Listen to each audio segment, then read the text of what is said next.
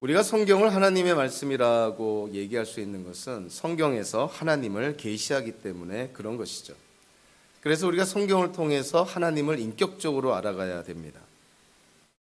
하나님의 속성을 크게 두 가지로 분류할 수가 있는데요. 이 두 가지의 속성이 성경에서 계시된 하나님을 가장 정확하게 묘사하는 속성이라고 생각을 합니다. 하나는 하나님의 초월성인데요. 하나님께서 이 피조세계를 창조하셨기 때문에 하나님은 이 피조세계를 초월하여 계신 분이라는 것이에요. 만약에 피조세계 안에 있는 누군가가 무엇이 피조세계를 창조했다는 것은 그거는 상식적으로도 말이 안 되는 것이고, 이 피조세계를 창조하기 위해서는 이 피조세계에 초월하여 계신 분이 피조세계를 창조할 수가 있는 것이죠. 그래서 하나님의 초월성은 다른 측면으로 보면 하나님이 시간도 만드셨기 때문에, 또 시간을 초월하여 계시기 때문에 성경에서 계시된 우리가 믿는 하나님은 영원하신 하나님이라는 거예요. 하나님이 만드신 시간이라는 개념에 종속되는 분이 아니라 오히려 시간을 초월하여 계시는 분, 영원에서 영원까지 계시는 분. 우리 인간의 이성과 논리로는 충분히 이해할 수 없는 그러한 성경의 계시입니다.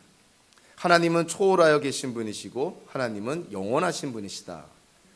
그러나 성경에서 계시된 하나님에 대한 이해는요, 이러한 한 면만 강조하는 것이 아니라 우리가 믿는 성경에서 계시된 인격적인 하나님은 또한 우리의 인생 속에, 또 세상 안에, 그리고 시간 안에, 그리고 세계의 역사 안에 간섭하시는 분이라는 거예요. 그거를 우리가 신학적으로 좀 어려운 말로 하나님의 내재성이라는 표현을 씁니다. 그러니까 하나님은 이 피조세계를, 또 시간을 초월하여 계시는 분일 뿐만이 아니라 이 세계 안에, 세계의 역사 속에 개입하시는 분이시고요. 그리고 하나님이 만드신 그 시간 안에서 또한 활동하시는 분이라는 것이죠. 하나님이 이 세상 우주를 만드시고 지금 보존하여 계시고 다스리고 계시기 때문에 우리 눈에 보이는 이 세상은요, 단순히 기계적이고 물질적인 그런 비인격체라기보다는 하나님께서 역사하시고 하나님께서 내주하시고 하나님께서 다스리시고 하나님께서 주장하시니, 비록 과학적으로는 비인격체로 보이는 이 우주 만물도 사실은 하나님의 관점에서 보면은 인격적이라고 볼 수가 있는 것이죠. 성경에서 우리는 가끔씩 그런 내용을 보게 됩니다. 무고한 피를 흘리면, 즉 죄 없는 사람의 피를 흘리면, 즉 그 땅에 죄와 악이 관영해지면 그 땅에 사는 사람들을 하나님께서 다 토해버리시겠다. 마치 땅이 어떠한 감정이 있는 것처럼, 마치 땅이 그 위에 사는 사람들을 징계하는 것처럼 그렇게 묘사를 합니다. 그래서 하나님께서 이스라엘 백성들에게 하나님의 율법을 따라 살 것을, 죄를 짓지 말 것을 강조하는 이유 중에 하나가, 하나님이 그들에게 주신 땅에서 그들이 죄 없는 사람의 피를 흘리고 무고한 사람들의 피를 흘리고 억울한 사람들의 피를 흘린다면 그 땅이 그들을 토해버린다고 강조를 합니다. 마치 우리 눈에 보이는 이 우주가 인격체인 것처럼 그렇게 말하고 있는 것이죠. 그러나 영적으로 바라보면 하나님께서 이 세상을 지으시고 간섭하시고 주장하시고 역사하시고 이끌어 가시니 하나님께서 함께 하시는 우주이기 때문에 이 우주는 그냥 물질 그리고 비인격체인 우주라기보다는 사실은 인격적인 측면을 갖고 있는 우주라고 볼 수가 있는 것이죠. 세계관의 그런 변천의 역사를 보면 크게 세 가지로 나눕니다. 하나님의 하나님 되심을 인정하고, 그리고 하나님께서 창조주이심을 인정하고, 하나님께서 지금도 세계 역사 속에 우리의 인생 속에 개입하신다는 걸 믿는 유신론이라는 세계관이 있었고요. 그리고 이 유신론은 좀 전에도 언급한 것처럼 하나님의 초월성과 하나님의 내재성을 다 인정합니다. 하나님은 온 우주 만물을 초월하여 계시는 분이기도 하지만 또 이 온 우주 만물 안에 역사하는 분이라는 것이죠. 그것이 유신론의 가장 핵심적인 그런 내용이라고 볼 수가 있습니다. 그러나 이 유신론이요, 근대로 넘어오면서 사실은 왜곡이 되기 시작을 합니다. 하나님의 초월성과 내재성을 다 인정하던 유신론에서 하나님의 내재성, 하나님의 인격을 무시하는 또 다른 세계관으로 변질이 된 것이죠. 그것을 세계관의 전문 용어로 이신론이라는 표현을 씁니다. 근대과학이 발전하게 된 계기가 되기도 했지만 이 땅에 있는 모든 것들이 하나님의 창조의 법칙에 무조건 순종할 수밖에 없다는 것을 강조하면서 하나님은 더 이상 이 세계 역사에, 이 우주 만물에 개입하지 않으신다. 마치 시계를 만들고 태엽을 감아뒀다가 태엽을 풀어놓고 그냥 관망하시고 구경하시는 그러한 하나님으로 묘사하고 있는 것이죠. 그러니까 하나님의 초월성은 여전히 인정하지만 하나님의 내재성, 하나님이 세계 역사 속에, 우리의 인생 속에 간섭하시고 개입하신다는 하나님의 내재성을 무시한 것입니다. 이러한 세계관의 역사는 굉장히 짧습니다. 왜냐하면 오래 지탱이 될 수가 없기 때문에 그런 것이죠. 하나님의 초월성과 내재성을 다 인정했던 유신론에서 하나님의 내재성을 무시한, 하나님의 초월성만을 인정한 이신론으로 변천했다가 짧은 시간 이 이신론이 세계의 사상을 주도했다가 바로 다음 단계로 넘어가게 됩니다. 그 다음 단계는 이제는 하나님의 내재성뿐만이 아니라 하나님의 초월성까지도 인정하지 않는, 아예 하나님을 배제시켜버린 무신론으로 추락하게 된 것이죠. 유신론에서 이신론으로 변천했을 때, 그리고 이신론이 이 세상의 사상을 주도했을 때 그 짧은 시간 잠깐 세상을 주도했다가 결국은 무신론으로 변질이 되고 추락하게 된 것입니다. 그러니까 성경에서 계시된 하나님의 초월성과 내재성, 이 둘 중에 어느 하나라도 우리가 인정하지 않고 무시하고 배제한다면 종말은 어떻게 되냐면 결국 하나님 전체를 인정하지 않는, 하나님이 없는 그런 무신론으로 추락하게 되는 것이죠.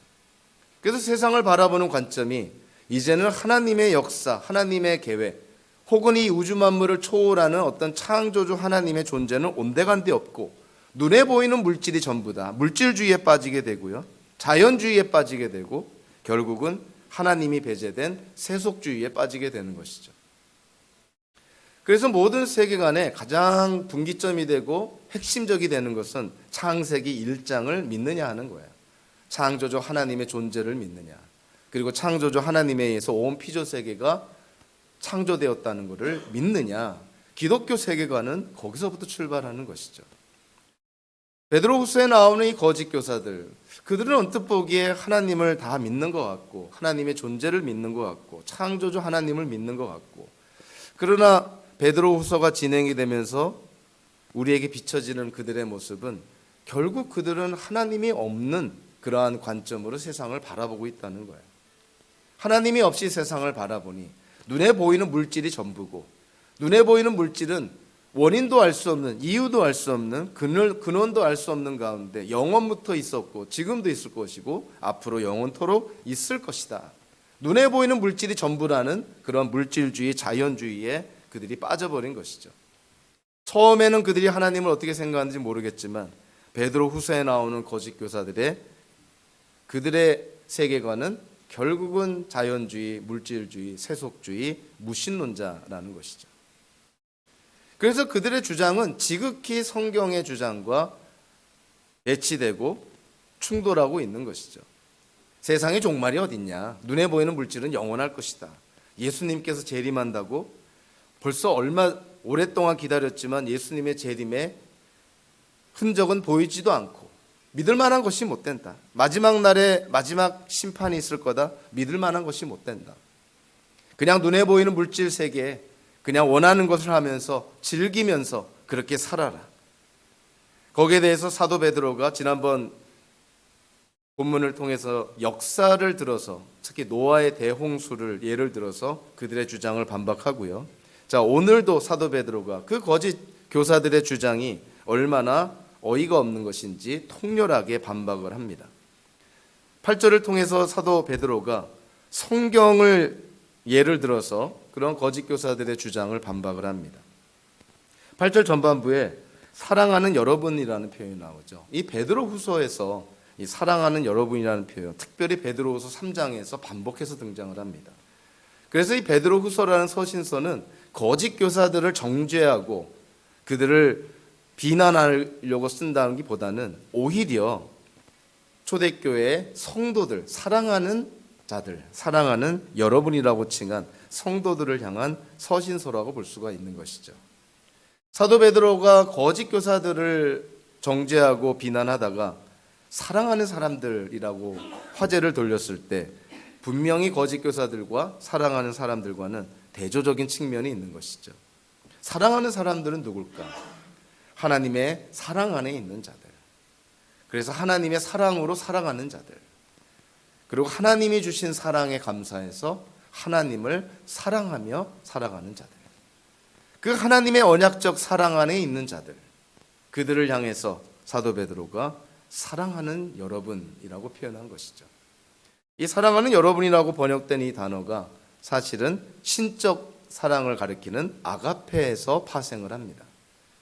그러니까 사랑하는 여러분의 근원은 하나님의 사랑을 받은 자들이에요. 하나님의 아가페적인 사랑을 받은 성도를 향해서 사도 베드로가 사랑하는 여러분 그런 것이죠. 그러니까 초대교회 안에도 사랑하는 여러분에 해당되는 성도가 있고 소위 말하는 거짓 교사들의 또는 거짓 교사들의 주장에 미혹된 자들도 있다는 거예요. 마치 양과 염소가 공존하듯이 곡식과 가라지가 공존하듯이 눈에 보이는 가시적인 교회는 그렇다는 것입니다. 사도 베드로는 이 사랑하는 여러분 성도들에게 특별히 강조를 합니다. 8절 중반부에 이 한 가지만은 잊지 마십시오. 유혹을 당하고 미혹당하고 실족할 위기에 있는 이 성도들 사랑하는 자들에게 사도 베드로가 이것 한 가지만큼은 잊지 말 것을 촉구를 합니다. 사실 8절 중반부에 이 한 가지만은 잊지 마십시오라고 번역을 했지만 이 부분을 헬라어 성경을 직역을 하면요. 여기에 한 가지의 단어가 사실은 추가돼야 됩니다.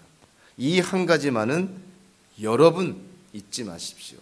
여러분이라는 단어가 또 들어갑니다.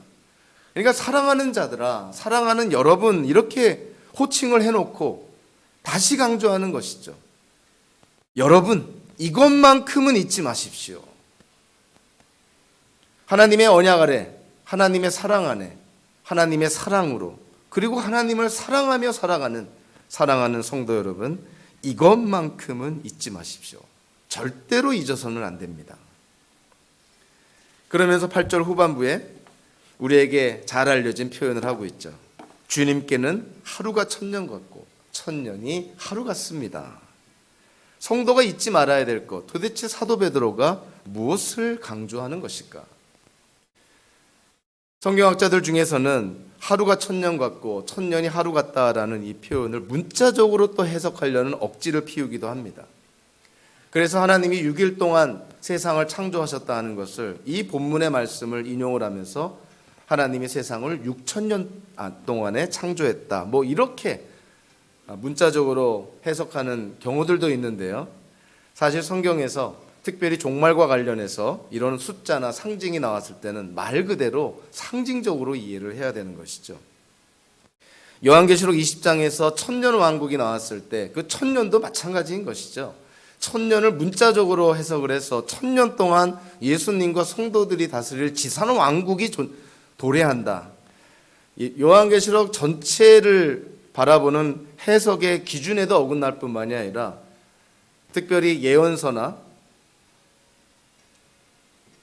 이런 다니엘과 요한계시록 같은 그러한 성경의 책을 해석하는 데 있어서는 그러한 숫자를 문자적으로 해석하는 것은 아주 위험한 것이죠. 여기서도 하루가 천년 같다, 천년이 하루 같다 이거를 문자적으로 해석할 것이 아니라 도대체 이 말씀이 구약의 어느 성경에서 나왔고 그리고 그 구약의 성경은 도대체 어떠한 문맥하에서 이 말씀이 나왔는지를 우리가 바라봐야 되는 것이죠. 주님께는 하루가 천년 같고 천년이 하루 같습니다. 이 말씀은 시편 90편 4절에 등장을 합니다. 그래서 시편 90편 전체에 대한 문맥적인 이해가 필요한 것이죠. 도대체 시편 90편 4절은 어떠한 문맥에서 어떠한 컨텍스트에서 나왔는가? 그거를 이해하면 사도 베드로가 시편 90편 4절을 인용한 의도를 알 수가 있는 것이죠. 시편 90편에서의 요점은요, 크게 5가지로 압축할 수가 있습니다. 시편 90편에 나오는 하나님에 대한 이해가 5가지로 나오는데요. 첫째로 하나님은 영원하신 분이라는 거예요. 둘째로 하나님은 창조주 하나님이시라는 것입니다. 셋째로 하나님은 심판하시는 하나님. 넷째로 하나님은 구원하시는 하나님. 마지막 하나님은 도덕적인 하나님. 시편 90편이 그거를 강조를 합니다. 그래서 특별히 시편 90편 4절과 관련해서 사도 베드로가 강조하는 것은 하나님은 영원하신 분인 반면에 인간의 인생은 너무 짧다는 것이죠. 그거를 지금 강조하고 있습니다. 한마디로 하나님은 시간을 창조하신 분이니 시간을 초월하여 계시는 분이라는 것을 강조하는 것이죠. 하나님께서 영원 전부터 영원까지 계신다는 말을 우리는 자주 듣습니다. 성경에서도 그렇게 말씀하고 있죠. 그러나 그것이 우리에게 실질적으로 어떻게 와닿는지는 우리가 참 이해하기가 쉽지가 않은 것이죠. 성부 하나님께서 영원 전에 성자 예수 그리스도를 낳았다 이해할 수 있는 세상 사람이 없습니다. 성부와 성자로부터 영원 전에 성령의 하나님께서 나오셨다. 이 삼위일체 하나님을 이해할 때 이러한 성경적인 표현을 이해할 수 있는 인간은 없는 것이죠. 성경에서 계시로 말씀합니다. 하나님은 영원 전부터 계신 분이시고 영원까지 계신 분이시다. 그런 영원하신 하나님에 비해서, 하나님의 영원성에 비해서 인간이 생각하는 시간이라는 것은 너무 짧다는 거예요. 70, 잘해야 80. 이 당시의 얘기지만 요즘으로는 건강하면 80 또는 100세 이렇게 생각할 수도 있겠죠. 70이나 80이나 또는 80이나 100세나 하나님의 영원성에 비하면 똑같은 것입니다. 비교가 안 되는 그러한 짧은 시간이라는 것이죠. 우리가 바라보는 우주가 객관적으로 비인격체고 그냥 물질로만 구성된 것처럼 보이지만 하나님께서 역사하시고 개입하시기 때문에 우리 눈에 보이는 우주에도 인격적인 측면이 있다고 그랬는데요. 우리가 흔히 시간이라는 개념도 마찬가지입니다. 시간도 우리가 바라보면 그냥 비인격체죠. 그냥 객관적인 어떤 시간의 길이를 우리에게 말해주는 그런 정도로만 생각을 합니다. 그러나 우리가 가만히 생각해 보면요, 시간에도 인격적인 측면이 있습니다. 인간의 희노애락이 우리가 생각하는 시간이라는 개념에 다 반영이 됩니다. 한국 속담에도 일일이 여삼추라 그런 표현이 있습니다. 하루가 3년 같다. 하루는 모든 사람에게 24시간인데 왜 어떤 사람한테는 하루가 3년처럼 느껴질까요? 그가 속해 있는 상황, 그가 겪고 있는 상황이 그만큼 힘들고 지루하다는 것이죠. 일일이 여삼추, 하루가 3년 같다. 한국에서는 지금은 많이 군복무 시간이 줄어들었지만 제가 군대 갈 때는 27개월 또는 길게는 장교로 갈 경우에는 3년 이렇게 갑니다. 저는 그 당시에 존재했던 짧은 시간에 존재했던 특별한 어떤 제도를 통해서 6개월 만에 군복무를 마치게 됐는데요. 객관적으로 보면 군대 3년을 가는 것과 6개월 만에 군복무를 마치는 것은 시간적으로는 그만큼 이득이 있었겠죠. 근데 제가 6개월 그 장교를 훈련을 통해서 군복무를 마치고 나서 제가 깨달은 게 있습니다. 군대에서 3년을 일반병으로 군대에서 3년을 지낸 것과 장교 후보로 6개월을 지난 것이 어떤 의미로 보면 큰 차이가 없다라는 걸 깨닫게 됐습니다. 왜냐하면 혹시 군대를 현역으로 갔다 온 분들은 쉽게 이해할 수가 있는데요. 처음 군대에 입대하면 처음 1년 동안 신참일 때는 정말 1년이라는 시간이 번개처럼 지나간다고 그럽니다. 너무 힘드니까, 너무 정신이 없으니까 시간 가는 줄을 모르는 거예요. 그렇게 시간이 빨리 지나갑니다. 그리고 좀 정신이 들만 하면 이제 제대가 얼마 남지 않은 거죠. 근데 제가 6개월 장교로 훈련받으러 들어갔을 때 첫날부터 지겹더라고요. 시간이 너무나 안 갑니다. 객관적으로는 6개월 만에 제가 제대를 했지만 제 생각으로는 한 군대 한 10년이 있었던 것 같아요. 같은 시간인데 그 시간을 내가 어떠한 상황에서 맞이하느냐에 따라 내게 주는 시간의 개념이 달라지는 거예요. 그래서 시간이 그냥 비인격체요, 기계적으로만 바라볼 것이 아닙니다. 우리의 상황에 따라 우리의 희노애락이라는 우리의 감정이 시간에 반영이 되면 똑같은 시간도 우리 각자에게는 전혀 다른 시간의 길이로 와닿는다는 거예요. 사랑하는 사람을 만나러 갈 때는 몇 시간의 운전 하나도 힘들지 않습니다. 제가 시카고에 4시간 운전하러 갈 때 항상 회의 때문에 가기 때문에 얼마나 힘들고 지겨운지 모릅니다. 차원이 다른 것이죠. 같은 시간도 인간의 희노애락, 감정이 반영이 되면, 우리의 상황이 반영이 되면 우리에게 와닿는 시간의 이해가 달라지는 거예요. 그래서 시간도 사실은 인격적인 측면이 있는 것입니다.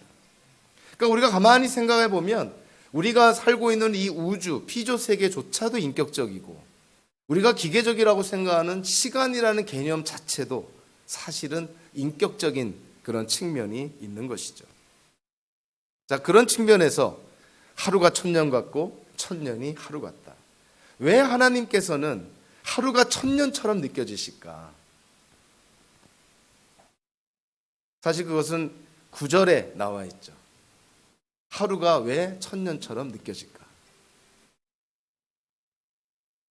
우리는 종말을 생각하면 어떠한 하나님이 정해주신 시간이 다 지나고 나면 종말이 온다고 생각을 많이 합니다.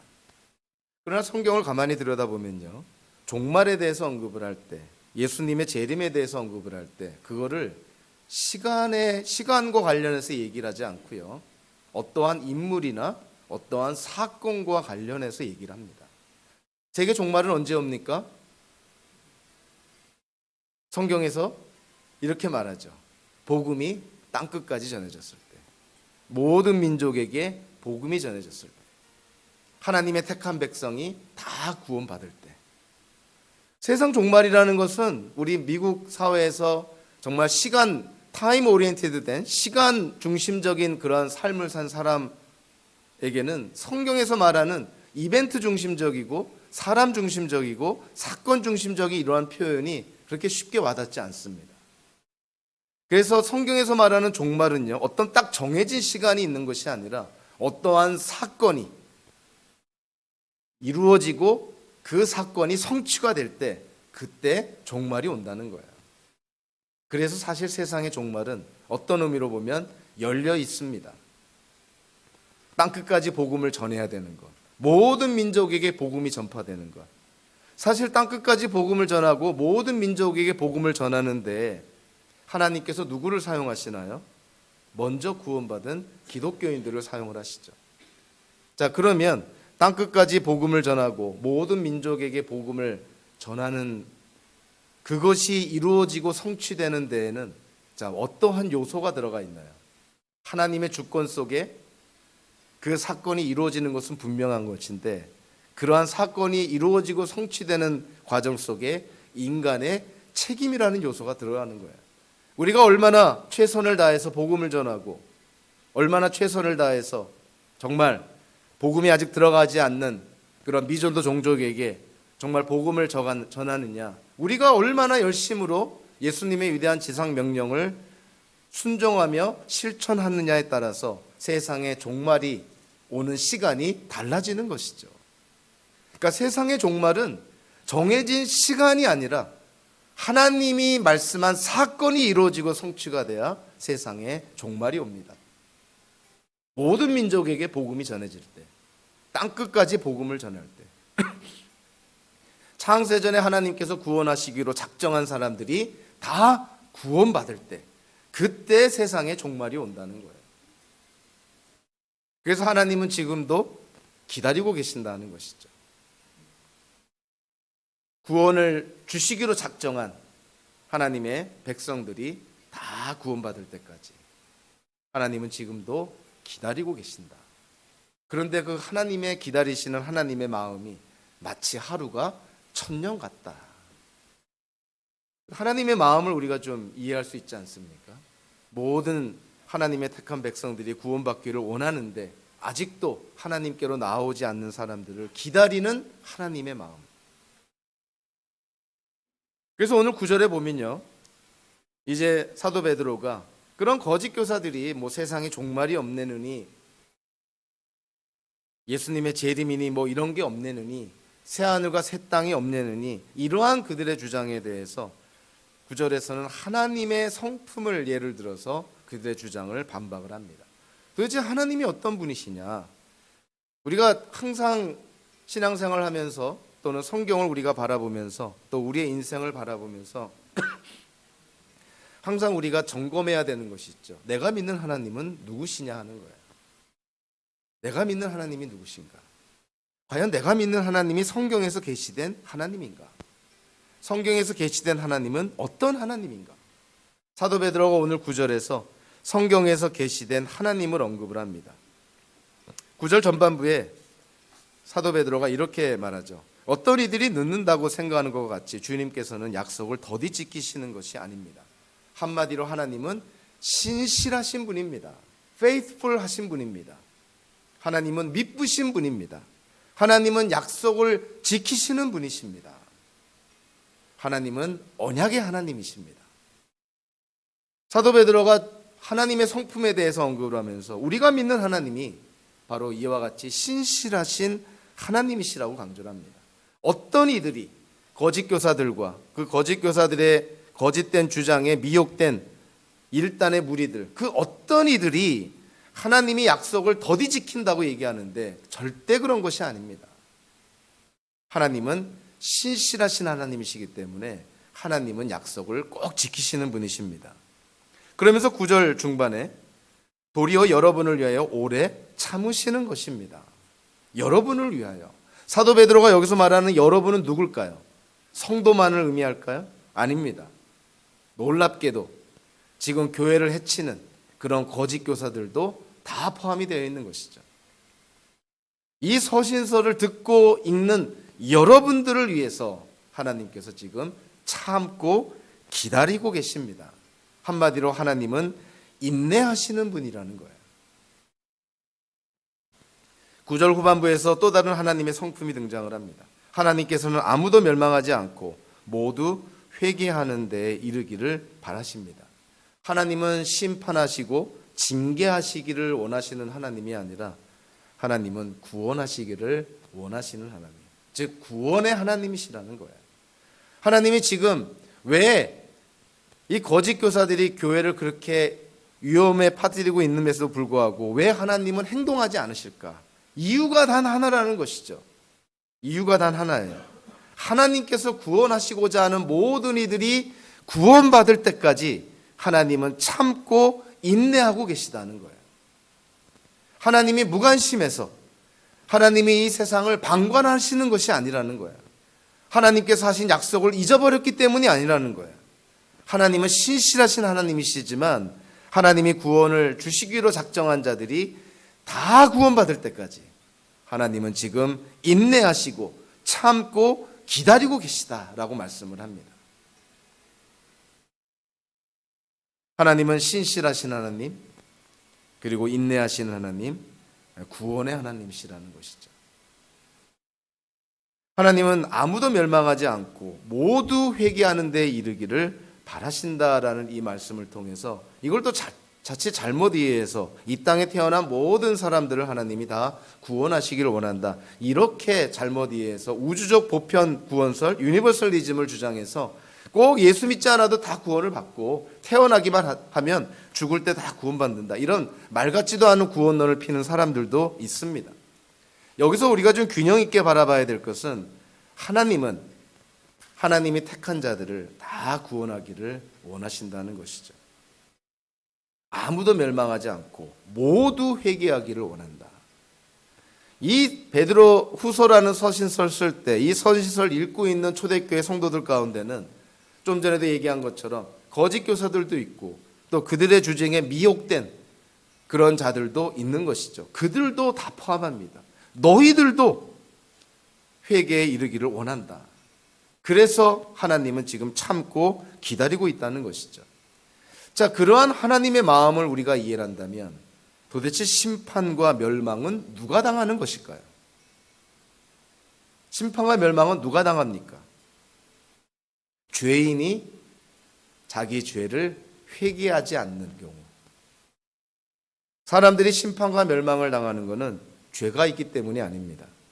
좀 제가 조심스럽게 얘기를 해야 되는데요. 우리 모든 인간은 태어날 때부터 죄인으로 태어납니다. 우리 기독교인들도 다 죄인으로 태어납니다. 우리는 여전히 죄를 짓고 살고 있습니다. 그러나 심판과 멸망을 하나님께서 말씀할 때 그 대상은 누구냐면 죄인이라기보다도 죄에서 돌이키지 않는 죄인, 그들에게 심판과 멸망이 임한다는 거예요. 우리 다 죄인입니다. 그러나 기독교인들은 어떤 경우입니까? 자기의 죄를 깨닫고 회개하고 방향 전환해서 하나님께 나아간 자들이잖아요. 그런데 죄인인데 죄를 깨닫든 못 깨닫든 간에 돌이키지 않고 회개하지 않고 하나님께 나아가지 않는다면 그들이 심판과 멸망의 대상이라고 지금 말씀하고 있는 것이죠. 하나님은 이건 우리의 이해와 이성을 초월하는 부분이기도 한데요. 하나님께서는 이 땅에 태어난 모든 자들이 다 하나님의 형상대로 지음받았으니 그들이 다 구원받기를 원하고 그들이 다 회개에 이르기를 원한다는 거예요. 그러나 그들 중에는 그렇지 않은 사람들도 있노라. 그들이 누구냐는 거예요. 죄인인데 죄에서 돌이키지 않는 사람. 그들에게 심판과 멸망이 임한다는 것이죠. 저는 성경을 통해서 오늘 본문에 나오는 그 하나님의 모습을 비유적으로 가장 잘 보여주는 그런 하나님의 모습은 돌아온 탕자에 비해서 집 나간 아들을 기다리는 아버지의 모습이라고 생각을 합니다. 누가복음서 15장에 나오는 돌아온 탕자의 비유. 둘째 아들이 아버지로부터 유산을 받아서 집을 떠나가 이방 나라에서 허랑방탕하게 인생을 낭비하고 살아가고 있죠. 아버지가 그 소식을 못 들을 리가 없겠죠. 그럼에도 불구하고 아버지는 집에서 아들이 돌아오기를 기다립니다. 그가 죄에서 돌이켜서 집으로 돌아오기를 기다리는 것이죠. 근데 그 비유상의 둘째 아들이 어떻게 됩니까? 가진 재산 다 탕진해버리고 이제 돼지나 먹는 꿀꿀이 죽이나 먹으면서 생명을 연장하다가 깨닫게 됩니다. 내가 누구냐? 내가 아버지의 아들인데 내가 여기서 이런 꿀꿀이 죽이나 먹을 그런 사람이 아니라는 걸 깨닫게 돼요. 아버지의 아들이기 때문에.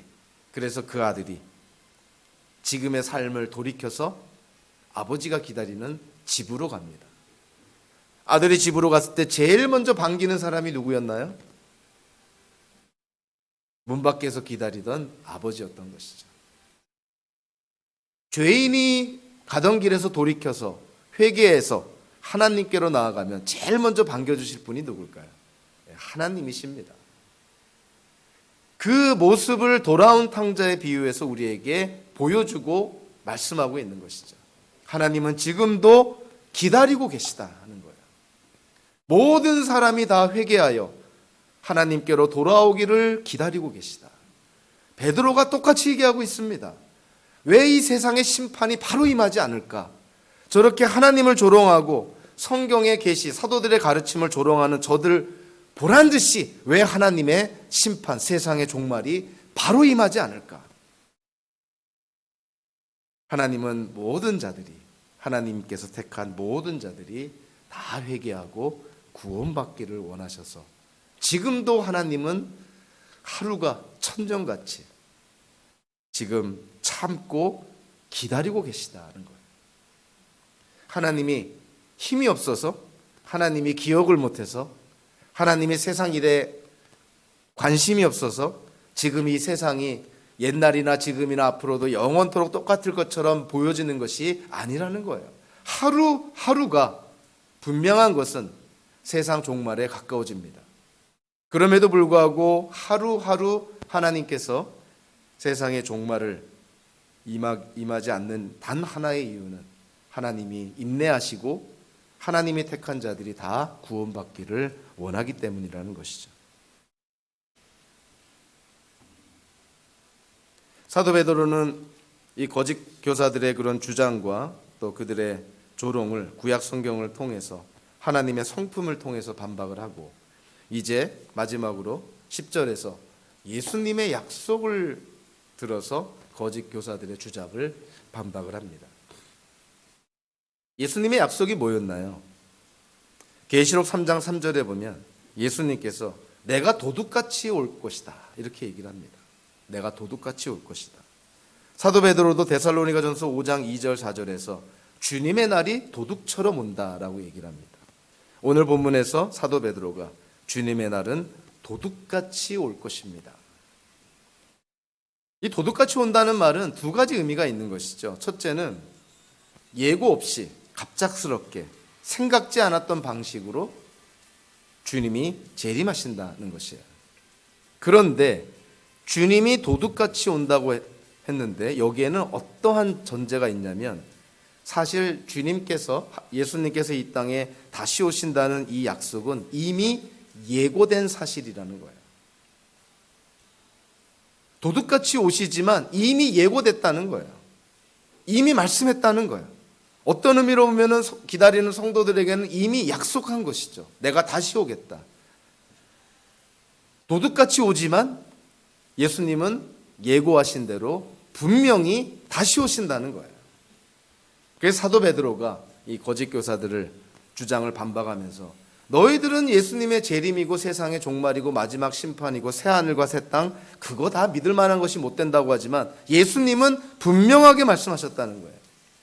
분명하게 약속하고 예고했다는 것이죠. 내가 반드시 올 텐데, 그런데 어떠한 방식으로 오냐면 모든 사람들이 예상치 못하는, 생각지도 않은 그러한 날, 그러한 때, 그러한 방식으로 도둑같이 예수님은 오신다는 거예요. 주님의 날이 도둑같이 올 것입니다. 주님이 이 땅에 다시 오시면 도대체 세상은 어떠한 일이 벌어질까요? 뭐 당연히 우리가 알고 있죠.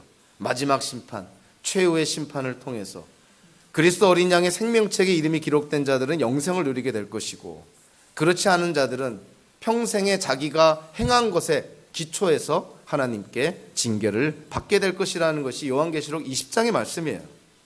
근데 오늘 본문에서는요, 10절 후반부에 보면 정말 아주 우리로 하여금 눈이 번쩍이게 하는 그러한 묘사들을 합니다.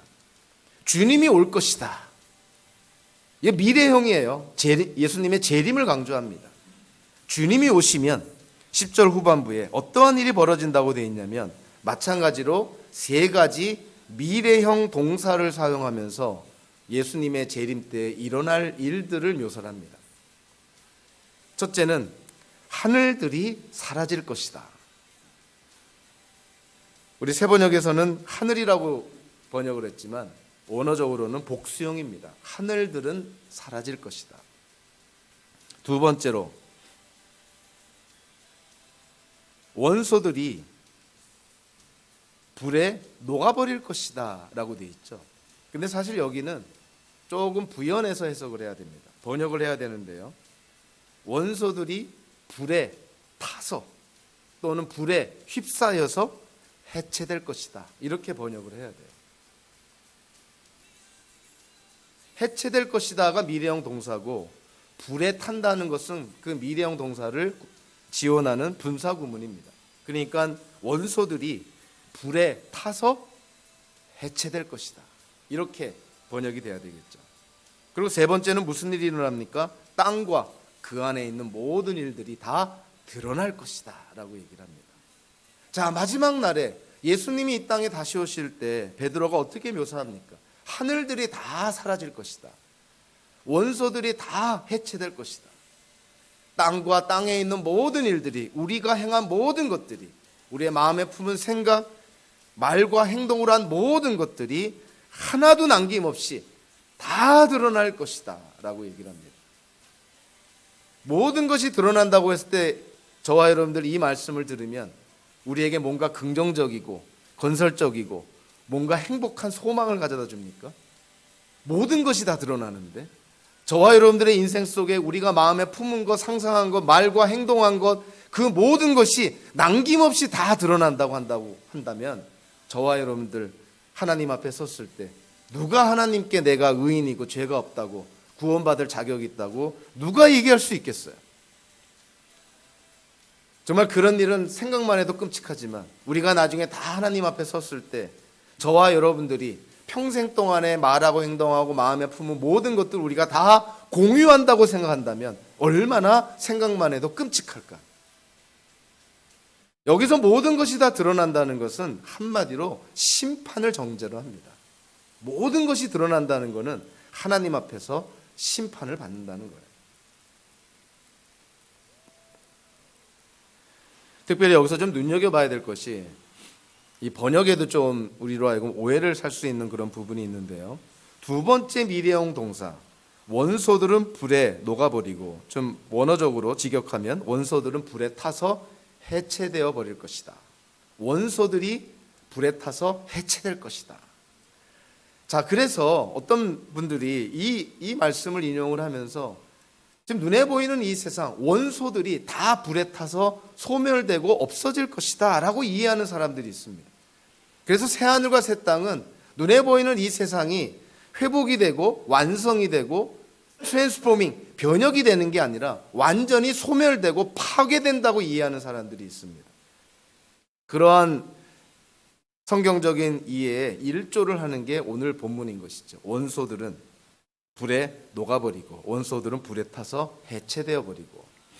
근데 사실 여기서 원소들이라고 번역된 것 자체가 사실은 좀 문제가 있습니다. 왜냐하면 스토이케이아라는 이 헬라어가 원소들이라고 번역되기에는 굉장히 이 문맥적으로나 그렇고 성경적으로도 맞지 않기 때문에 그런 것이죠. 헬라 문화권에서는요, 이 세상을 구성하는 네 가지의 기본적인 물질 원소들이 있다고 생각을 했습니다. 물, 불, 공기, 흙, 이런 네 가지 원소들이 이 세상의 모든 피조세계를 구성하는 기본적인 원소들이라고 이해를 했는데요. 근데 거기서 말하는 원소들이라는 그 표현을 여기서도 지금 사용하고 있는데 그렇기 때문에 오해가 생기는 거예요. 세상을 구성하는 모든 원소들이 불에 타서 다 해체된다면 눈에 보이는 이 온 세상이 다 소멸된다는 의미이기 때문에 그렇게 세상 종말을 이해하게 됐다는 것이죠. 그런데 그렇지가 않습니다.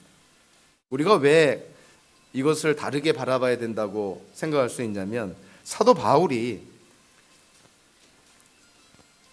이 스토이케이아라는 이 원소들이라고 번역된 이 단어를 골로새서와 갈라디아에서 똑같이 사용을 합니다. 근데 거기서는 우리 새번역에서도 어떻게 번역을 했냐면요.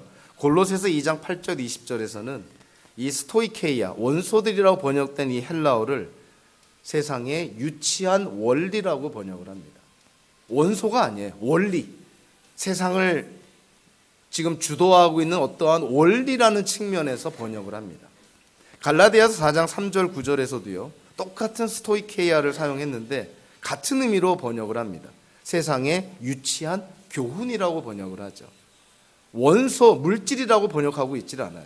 그러니까 이 스토이케이아라는 이 헬라어가 성경에서 사용할 때 이거는 어떠한 물질을 구성하는 원소라는 측면보다도 세상을 이끌어가는 어떤 근원적인 원리 같은 측면을 강조를 합니다. 그러니까 여기서도 원소들이 불에 타서 해체될 것이다. 이 원소라고 번역이 될 게 아니라 사실은 근본적인 원리들이라고 번역을 했으면 특별히 우리 한국 기독교인들에게 오해가 많이 줄어들지 않았을까 이렇게 생각을 합니다.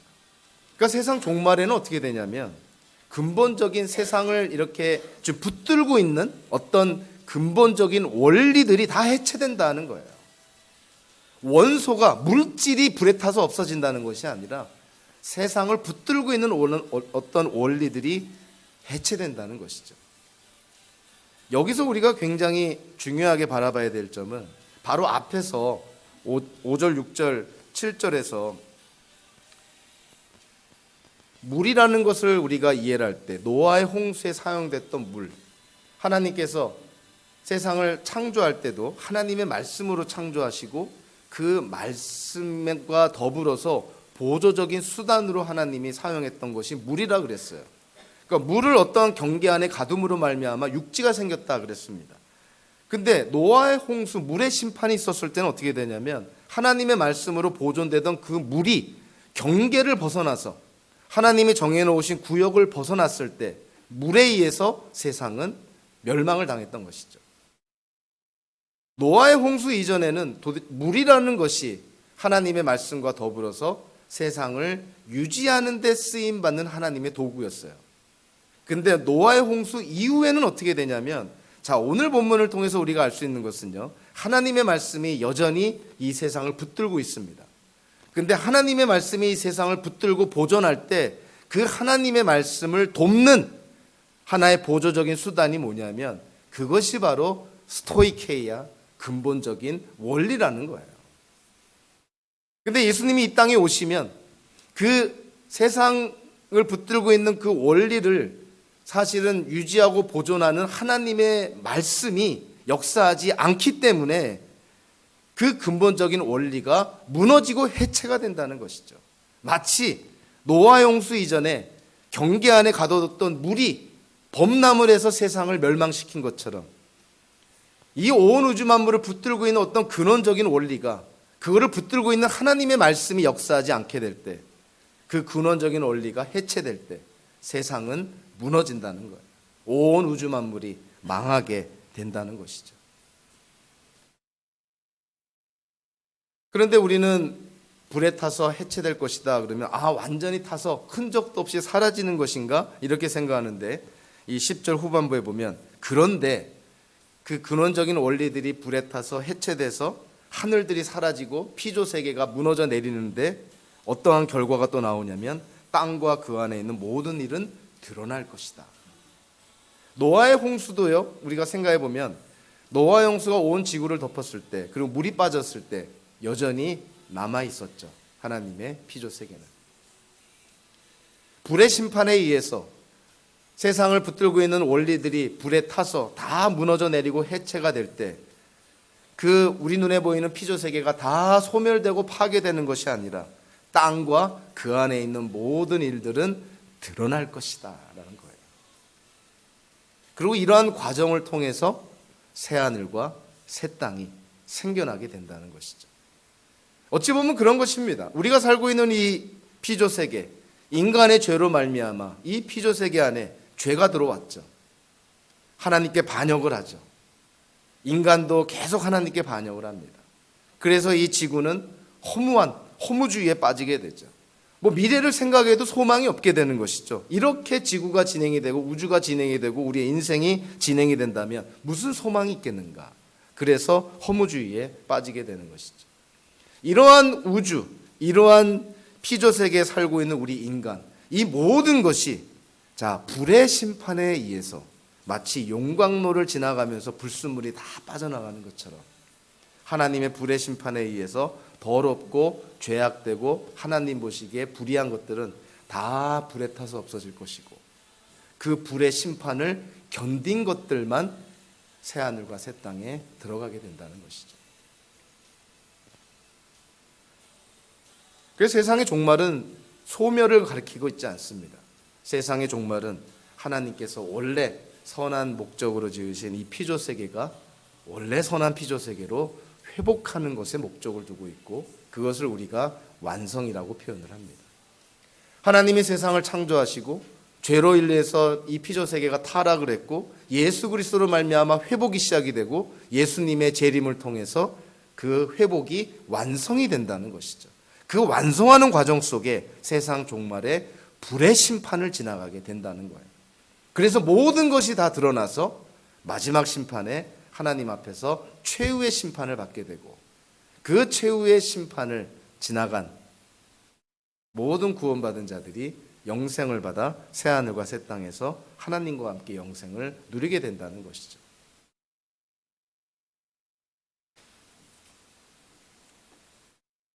우리는 사도 베드로가 오늘 문맥적으로 거짓 교사들의 주장에 반박하는 차원에서 이렇게 성경을 통해서 또 하나님의 성품을 통해서 또 예수님의 약속을 통해서 이렇게 반박을 합니다. 세상에 존재하는 다양한 역사관이 있는데요, 정말 이 세상의 역사는 어떻게 진행이 될 것인가? 도대체 세상에 이 역사의 목적은 있는 것인가? 얼마나 많은 사람들이 생각하며 이러한 질문에 자괴감에 빠지는지 모릅니다. 이전에는요, 역사가 진보한다고 믿었어요. 역사는 발전한다. 그래서 인간은 선한 구석이 있고 역사는 발전하니까 우리가 노력하면 우리가 살고 있는 이 세상이 낙원처럼 패러다이스가 될 것이라는 철없는 생각을 한 적도 있습니다. 고대 그리스 철학자들은요, 아니다, 세계 역사는 돌고 도는 것이다. 어떤 사이클이 있는데 제국사만 보더라도 위대한 나라가 생성이 되고 발전을 하고 정점을 찍고 그러다가 쇠퇴하고 그러다가 멸망하고 그러다가 세계 역사 속에서 사라져버리지 않느냐. 그것이 세계의 역사다. 사이클 안에서 돌고 도는 역사다. 또 그렇게 이해를 합니다. 그런데 과학적인 어떤 그러한 발견의 기초에서 특히 연력학 제2법칙이라는 엔트로피 증가의 법칙이라는 것을 이 과학자들이 인용을 하면서 어차피 이 세상은 그러한 과학의 법칙에 의해서 종말이 있을 것이다. 사용 가능한 가용 에너지는 점점 줄어들 것이고 눈에 보이는 피조세계는 시간이 지나면서 질서에서 무질서로 바뀌게 되면서 결국 세상이 결국은 멸망하게 될 것이다. 이렇게 과학적인 측면에서 세상의 종말을 또한 예고하는 사람도 있습니다. 대부분의 현대 역사학자들은요, 역사에는 의미도 없고 목적도 없다는 허무주의에 빠져 있습니다. 이런 각각의 역사관을 가만히 들여다보면 나름대로 부분적으로는 진리적인 측면이 없지 않아 있겠죠. 그러나 이 모든 것들을 아우를 수 있는 총체적이고 종합적인 바른 역사관은 이들 중에는 존재하지 않습니다. 우리는 성경을 통해서 바른 역사관을 가질 수 있는 것이죠. 세상의 역사가, 세계가 어떻게 시작이 됩니까? 하나님의 창조로부터 시작이 되죠. 그리고 나서 우리가 꼭 기억해야 될 것은 그 세계의 역사 속에 죄가 들어왔다는 거예요. 죄로 말미암아 우리 인생도 세상의 역사도 이 온 피조세계도 하나님의 징계 아래 놓이게 된 것이죠. 우리가 살고 있는 이 세상은 정상이 아닌 거예요. 그래서 예수님이 오셨습니다. 예수님이 오셔서 정상이 아닌 이 피조세계, 하나님의 저주 아래 놓인 이 피조세계를 예수 그리스도로 말미암아 회복되어 가고 있는 거예요. 저와 여러분들은 그 과정 속에 회복을 허락받은 성도들인 것이죠. 우리도 회복되어 가고 있습니다. 이 피조세계도 회복되어 갈 것입니다. 그러다가 세상 종말에 예수님이 이 땅에 다시 오시면 하나님의 나라가 이 땅에 완전히 임하는, 새 예루살렘이 이 땅에 완전히 임하는, 하늘에서 하나님의 뜻이 이루어진 것처럼 이 땅에서도 하나님의 뜻이 온전히 이루어지는 그날이 올 때 마침내 완성이 일어나는 것이죠. 오늘의 말씀을 바라보면서 저는 한 사람의 그런 간증을 바라보게 됐습니다. 이 사람의 간증, 이 사람의 신앙 고백이 오늘 본문 전체를 아우른다고 저는 생각을 합니다. 그 사람은 다름 아닌 사도 바울의 간증이죠. 디모데전서 1장 12절부터 17절까지 사도 바울이 일종의 간증을 합니다. 신앙 고백을 합니다. 오늘의 말씀과 일맥상통하는 신앙 고백을 합니다.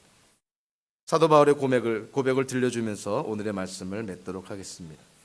디모데전서 1장 12절 17절은 다음과 같습니다. 나는 나에게 능력을 주신 우리 주 예수 그리스도께 감사를 드립니다. 주님께서 나를 신실하게 여기셔서 나에게 이 직분을 맡겨주셨습니다. 내가 전에는 회방자요, 박해자요, 폭행자였습니다. 그러나 그러한 행동은 내가 믿지 않을 때에 알지 못하고 한 것이므로 하나님께서 나에게 자비를 베풀어 주셨습니다. 우리 주님께서 나에게 은혜를 넘치게 부어주셔서 그리스도 예수 안에서 얻는 믿음과 사랑을 누리게 하셨습니다. 그리스도 예수께서 죄인을 구원하시려고 세상에 오셨다고 하는 이 말씀은 믿음직하고 모든 사람이 받아들일 만한 말씀입니다. 나는 죄인의 우두머리입니다. 그러나 하나님께서는 나에게 자비를 베푸셨습니다. 그 뜻은 그리스도 예수께서 끝없이 참아주심의 한 사례를 먼저 나에게서 드러내 보이심으로써 앞으로 예수를 믿고 영생을 얻으려고 하는 사람들의 본보기로 삼으시려는 것입니다. 영원하신 왕, 곧 없어지지도 않고 보이지도 않는 오직 한 분이신 하나님께 존귀와 영광이 영원 무궁토록 있기를 빕니다. 아멘. 기도하겠습니다.